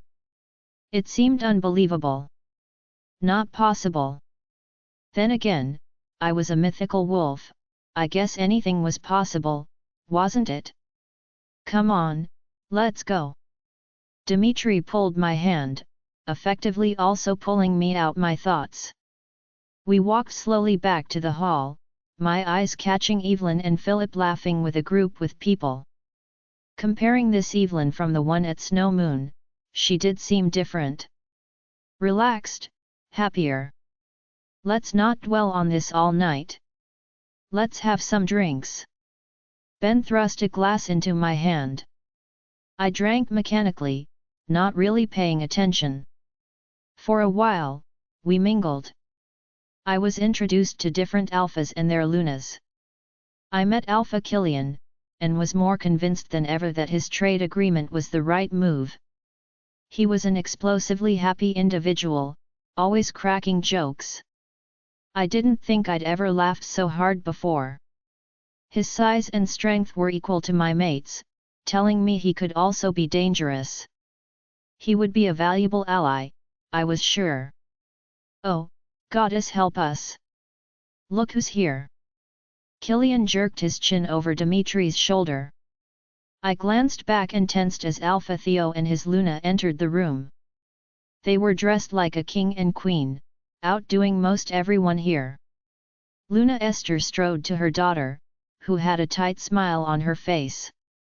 Hey! Alpha Theo on the other hand, caught sight of Dimitri. I immediately turned around, avoiding his eyes. What were the chances he wouldn't come over here? Alpha Dimitri. Killian. I suppose that answered my question. His voice grated against my nerves, causing all sorts of painful flashbacks. I ground my teeth together, fighting the urge to run away. He has no power over me. I am safe. Dimitri and Ben are here. I'm safe. Theology.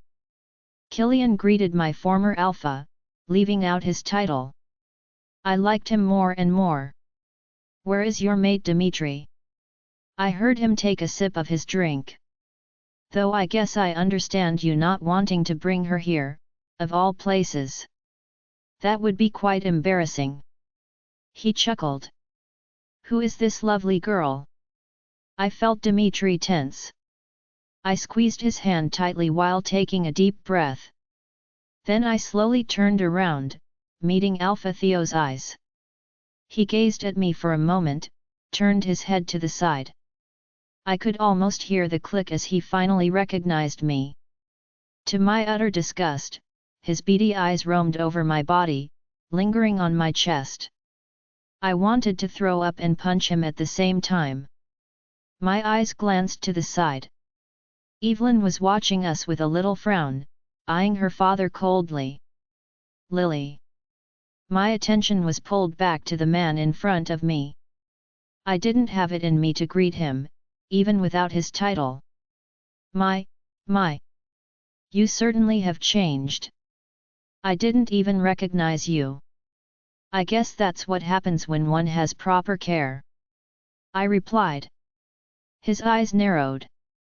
I knew that look. I knew that if I looked down, his hand would be twitching, ready to strike. I see your attitude hasn't changed as much as your face. On the contrary, my attitude has changed a great deal since leaving your pack. My confidence was growing every minute, fueled by my hatred of this man. I've learned what my worth is, what I'm capable of. It's been quite an experience. His jaw ticked angrily. Well, isn't that something? He sneered. Dear, you'll never guess who I ran in. Oh. Luna Esther appeared, looking me over. Her eyes widened when she realized who I was. What on earth are you doing here? She spit. She is the Luna of Blood Moon. Did you not expect her to be here? Ben asked. Certainly not. This is no place for someone like you. Alpha, you may want to rein in your Luna. Dimitri hissed. His whole body was rigid with anger. I rubbed his back gently, trying to calm him down. Killian stood to the side, watching the whole thing while nursing his drink. I almost asked if he wanted some popcorn to go with the show. I cannot believe you, a respectable alpha, would bring her here. Luna Esther continued. One would think you would care about your reputation. My reputation? Dimitri gave a hard, humorless laugh. What about your reputation, Luna? And you, Theo? What the devil are you on about? Alpha Theo scowled. I'm talking about the years of abuse you put my mate through. The rest of the audiobooks will be uploaded in the next episode. Join us on Patreon to listen to more unlimited audiobooks.